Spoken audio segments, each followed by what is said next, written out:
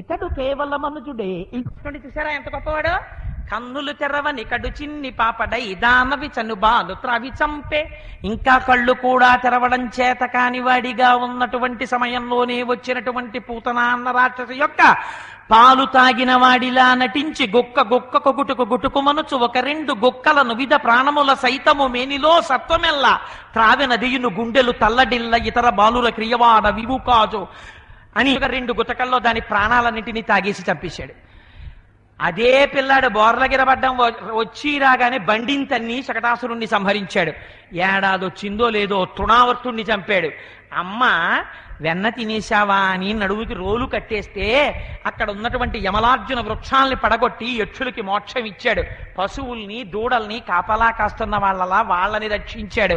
మా కృష్ణుడంత గొప్పవాడు ఎక్కడున్నాడు అని ఈ ఆడవాళ్ళందరూ వెనకాతల ఉన్న కృష్ణ పరమాత్మని చూసి పొంగిపోతూ పాటించి గాన విద్యా పాటవమున తేరు లెక్కి బహుతానములన్ పాటల గంధులు కృష్ణుని పాటలు పాడిరి విరోధి పాటనుడనుచున్ సంతోషంగా కృష్ణుడి మీద పాటలు పాడుతున్నారు.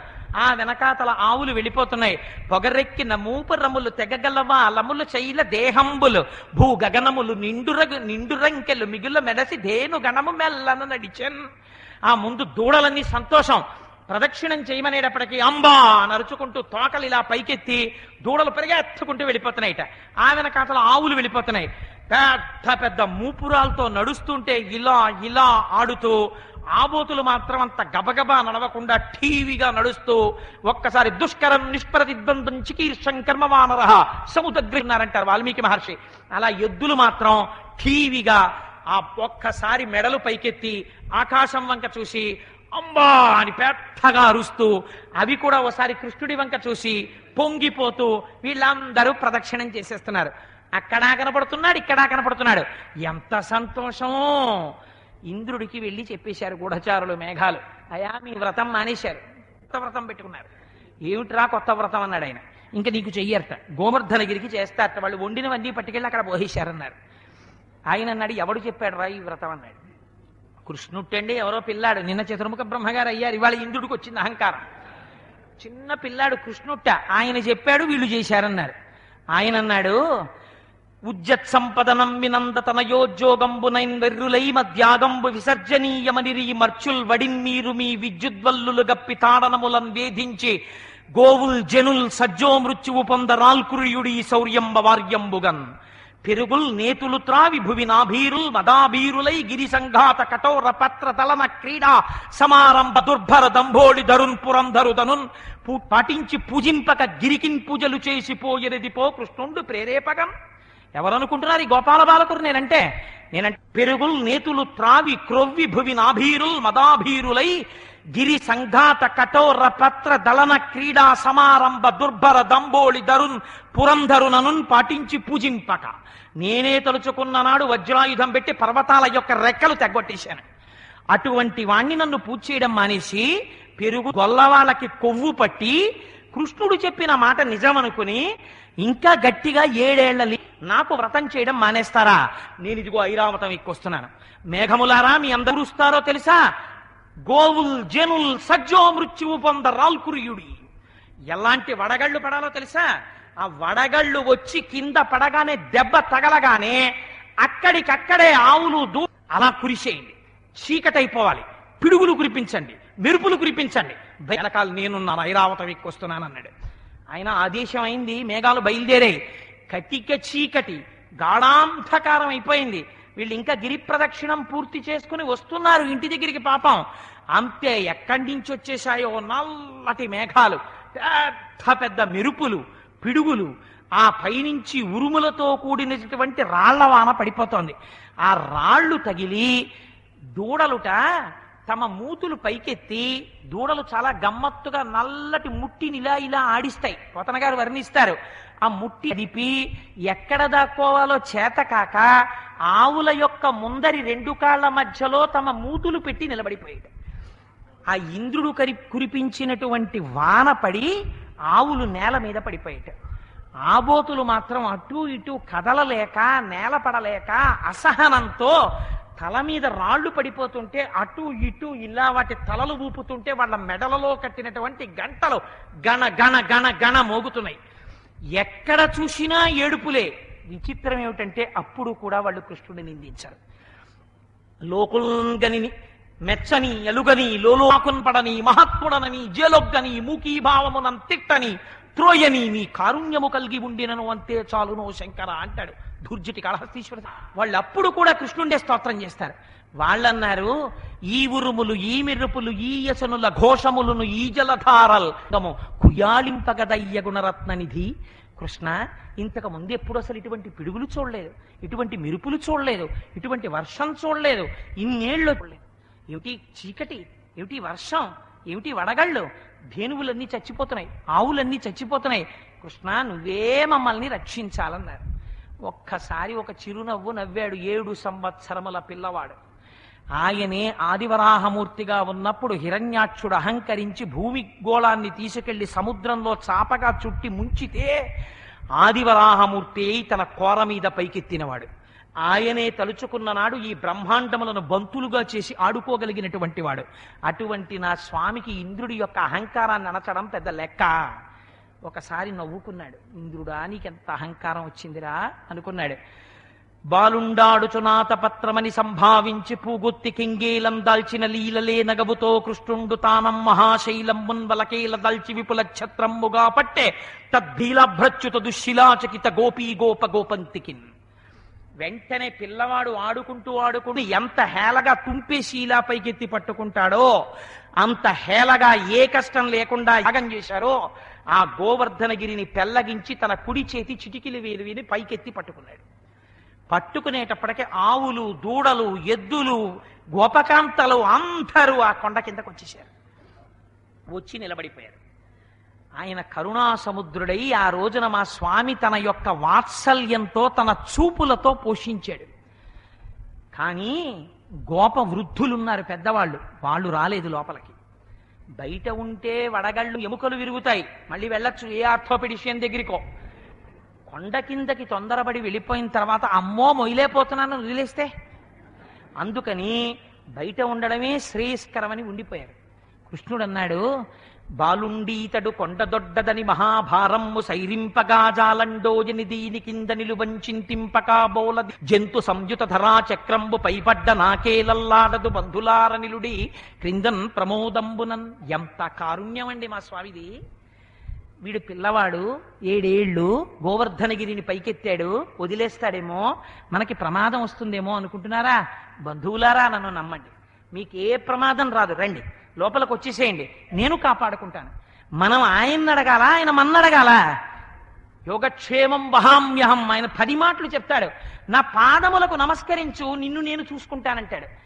మనకి కలడు కలండెనడు వాడు కలడో లేడో మనకు అనుమానం, ఎందుకైనా మంచిది మన ప్రయత్నం మనం చేసుకుంటే అని. అందుకని ఆయన గోవర్ధనగిరిని ఎత్తి పట్టి అందరినీ పిలిచాడు. బాలుండి తడు కొండదొడ్డది మహాభారంబు సైరింపగా జాలండోజని దీని కింద నిలువంచింతింపగా బోలదు ఈ శైలంబోనిది జంతు సంయుత ధరా చక్రంబు పైబడ్డ నాకే లల్లాడదు బంధులార నిలుడి క్రిందన్ ప్రమోదంబునన్. ఈ బ్రహ్మాండములన్నీ సూర్యచంద్రులతో కలిసి వచ్చి కొండ మీద పడ్డా కొండ కదలదు, నా మాట నమ్మండి. బంధువులారా లోపలికి రండి అన్నాడు. మొత్తం బృందావనంలో ఉన్న వాళ్ళు, ఆవులు దూడలతో సహా అందరూ లోపలికి వచ్చేసారు. వెర్రివాడై పళ్ళు కొరికేసుకుంటూ కొట్టండి, పిడుగులు కొడుతున్నవాడు, వర్షాలు కురిపిస్తున్నవాడు ఇంద్రుడు. ఈ కొండ కింద ఉన్న వాళ్ళందరూ చాలా సంతోషంగా సరదాగా కబుర్లు చెప్పుకుంటూ, అబ్బా రోజులా ఇంట్లో అయితే మళ్ళీ గొడవ, ఈ పాటికి గ్యాస్ స్టవ్ వెలిగించడం, వంట చేసుకోవడం, ఆయనకి టిఫిన్ చేసి పెట్టడం, పిల్లాడికి మూడ కట్టడం, వాడు కాన్వెంట్కి వెళ్ళిపోవడం, వీడు ఆవులు వెనకాల వెళ్ళిపోవడం, ఇవాళ ఏ గొడవ లేదు, ఎంత హాయిగా ఉందో బాబాయ్ అంటారు తీర్థయాత్రలకు వెళ్ళగానే ముందు ఆడవాళ్ళు, ఇవాళ వంట పోయి లేదని. అలా గోవర్ధనగిరి కింద ఉన్నటువంటి వాళ్ళందరూ అలాగే మురిసిపోయారు. అమ్మయ్య ఇవాళ కాలేజీ లేదు, వెళ్ళక్కర్లేదు, అమ్మయ్య ఇవాళ వంట పోయి గొడవ లేదు, మగవాళ్ళు అమ్మయ్య ఇవాళ ఆవులు దూడలు తీసుకెళ్ళక్కర్లేదు. 7 రోజులు అందరికీ త్రేణుపులు వస్తున్నాయి. ఆకలన్న వాళ్ళు తన చూపులతో పోషించాడు పరమాత్మ. ఇంత జరిగితే అప్పుడు చూశాడు ఇంద్రుడు. ఎన్నాళ్ళు కురిపించాడో తెలుసా అండి? 7 రాత్రులు 7 పగళ్ళు కురిపించాడు.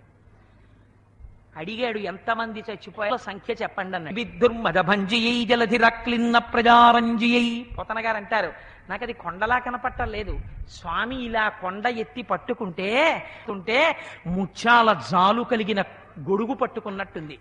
దానికి ఆ పైన ఉన్నటువంటి గోవర్ధనగిరే ఆచ్ఛాదనం. మా స్వామివారి భుజాదండమే దానికి ఉన్నటువంటి కర్ర. దానికి కింద ఇలా పట్టుకునేటటువంటి గుబ్బ మా స్వామి భుజం.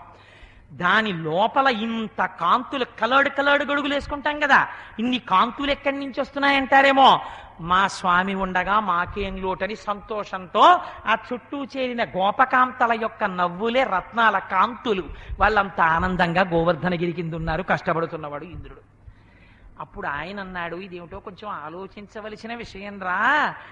ఒక్కరోజు వర్షం కురిస్తేనే అతలాకుతలం అని వేసేవారు, 7 రాత్రులు 7 పగళ్ళు కురిశాను. ఎంతకీ ఏమీ అల్లరి లేకపోవడం ఏమిట్రా, ఇదేదో కొంచెం ఆలోచించవలసిన విషయం. ఎవర్రా ఈ పద్ధతి నోము చెప్పినవాడు, ఇంకో మాట చెప్పండి అన్నాడు. కృష్ణుడండి అన్నారు. నిన్న ఇక్కడికి వెళ్ళాడు చతుర్ముఖ బ్రహ్మగారంతో తొందరపడి అన్నారు. మీలాగే ఆయన ఆవుల్ని దూడల్ని దాచాడండి. ఆ తర్వాత వెళ్ళి శంపాలతికతోడి మెనువాని ఆయనే ఇది చెప్పాడండి అన్నాడు. ఇప్పుడు గుర్తొచ్చింది, అమ్మ బాబోయ్ కొంపలు అడిపోయాయి రోయ్, పరబ్రహ్మంతో చెలగాటమాడాను అని గబగబా వచ్చాడు. వచ్చి పరమాత్మ యొక్క పాదముల మీద పడ్డాడు. ఎవరి పాదాలు? చిన్ని కృష్ణుడి కాళ్ళ మీద. 7 సంవత్సరాలు ఇంటింటి పాదాలు నా తండ్రివి. ఆ పాదాల మీద దేవేంద్రుడి యొక్క తల తగిలేటట్టు పడి నమస్కారం చేశాడు. అయ్యా, ఇలా తప్పు పనులు చేయడం అనేటటువంటిది మాకు, నువ్వో మహాత్ముడివి, మేము ఇలా పొరపాట్లు చేస్తూ ఉంటాం, కానీ స్వామి మమ్మల్ని అనుగ్రహించి మా తప్పు మన్నించు. A lenient view may please be taken for this time and memo dropped for which I will be thankful to you అని ఎప్పటికప్పుడే ఎక్స్ప్లెనేషన్ లో రాసుకున్నట్టు ఏంటి వాళ్ళు కూడా, అయ్యా ఈసారికి మా తప్పు మన్నించి నన్ను విడిచిపెట్టు అని ఇంద్రుడు వెళ్ళి ఆయన కాళ్ళ మీద పడ్డాడు. పడితే దేవేంద్రుడు అన్నాడు, అంటే కృష్ణ భగవానుడు అన్నాడు, నాయాజ్ఞ చేయుచుండుము నీయధికారంబు నందు నిలువు సురేంద్ర అని ఇబ్బంది ఉండదు. నా అంతవాణ్ణి మాత్రం నేను అని అనకు, ఇలాంటి ఉపద్రవాలు వస్తాయి అహంకారంలోంచి. అందుకని నాయాజ్ఞ చేయుచుండుము నీయధికారంబు నందు నిలువు Surendra, removed from power post substitute అంటాడేమో అని భయం. అందుకని నీ పవర్కేం దోషం లేదు, నువ్వు ఉంటావు అదే పోస్ట్లో, కానీ కొంచెం ఒళ్ళు దగ్గర పెట్టుకుని ఉండు. అందుకని నీ అధికారంబు నందు నిలువు సురేంద్ర, శ్రీయుతుడ వైమదింపకు శ్రీమంతుడ వగు అగుదు పొమ్ము సితకరిగమన, ఇంకా నుంచి నువ్వు సంతోషంగా ఉంటావు, నీకేం భయం లేదు, నువ్వు బయలుదేరన్నాడు. అనేటప్పటికీ ఆయన సంతోషంతో ఇంద్రుడు వెళ్ళిపోతున్నాడు. వెళ్ళిపోతుంటే కామధేను ఎదురొచ్చింది. ఎక్కడికెడుతున్నావు అని అడిగాడు కామధేను. ఆవిడంది, ప్రపంచంలో మనుష్యులకి నోరుంది, వాళ్ళకి ఏదైనా కష్టం వస్తే కేశవ, నారాయణ, ముకుంద, మాధవ అని పిలుస్తారు. మా ఆవులకేముంది, నేను ఆవుల జాతికంతటి నేనున్నానని మా గోవులని కాపాడాడు 7 రాత్రులు 7 పగళ్ళు నోరు లేని ఆవుల్ని. అందుకని ఇవాళ పట్టాభిషేకం చేస్తున్నాను ఆయనకి. ఏ పేరుతోటో తెలుసా? నోరు లేని పశువుల్ని కూడా కాపాడిన, గోవుల్ని రక్షించిన ప్రభువా, గోవిందుడా, గోవిందా అన్న నామంతో పట్టాభిషేకం చేస్తున్నాను, అందుకెడుతున్నానండి. అంటే ఇంద్రుడు అన్నాడు, ఆ పట్టాభిషేకంలో నేను పాలు పంచుకుంటానన్నాడు. సురభిక్షీరములన్ సురద్విపమహా శుండాల తానీత నిర్జర గంగాంబువులన్ నిలింప జననీ సన్మౌని సంగంబుతో సురనాథుండభిషిక్తు చేసి పలికెన్ సొంపార గోవిందుండంచు రణాక్రాంత విపక్షుతోయు తోయజలాక్షున్ సాధు సంరక్షణం. తన పాలని ఆ కామధేనువు యొక్క పాలు పితికి బంగారు పాత్రలో పట్టుకుని ఇంద్రుడు చిన్ని కృష్ణుడి పక్కన నిలబడి, అయ్యా నిన్ను ఇవాళ నుంచి గోవిందా అని పిలుస్తున్నాం, నీకు పట్టాభిషేకం చేస్తున్నాం అంటే ఐరావతం వెళ్ళి అదితి వచ్చి అక్కడ నిలబడింది. అదితి చూస్తుండగా దేవేంద్రుడు అహంకారం విడిచిపెట్టి పశువులను కూడా అంబా అన్నంత మాత్రము చేత రక్షించినటువంటి సౌలభ్యము కలిగినటువంటి పరమాత్మ నిన్నివ్వాల గోవిందా అని పట్టాభిషేకం చేస్తున్నాను అని ఆకాశగంగతో కామధేనువు యొక్క పాలతో అభిషేకించి గోవిందా అని పిలిచాడు. ఆనాటి నుంచి ఈనాటి వరకు ఒకరు పెట్టిన పేరు కాదు, తను 7 రాత్రులు 7 పగళ్ళు కొండ నెత్తి మోసి సంపాదించుకున్న పేరు గోవిందనామం. అందుకే గోవిందా అంటే చాలా ఉలిక్కి పడతట స్వామి. మీరు చిత్రం చూడండి, మనం ఎన్నాళ్ళు బ్రతకనివ్వండి, ఎన్నాళ్ళు బతుకుతాం? ఆది సోమ మంగ బుధ గురు శుక్ర శని, ఈ 7 రాత్రులు 7 పగళ్ళే. ఎన్నాళ్ళు బ్రతికినా మనకెవడు రక్షకుడు? గోవిందుడే.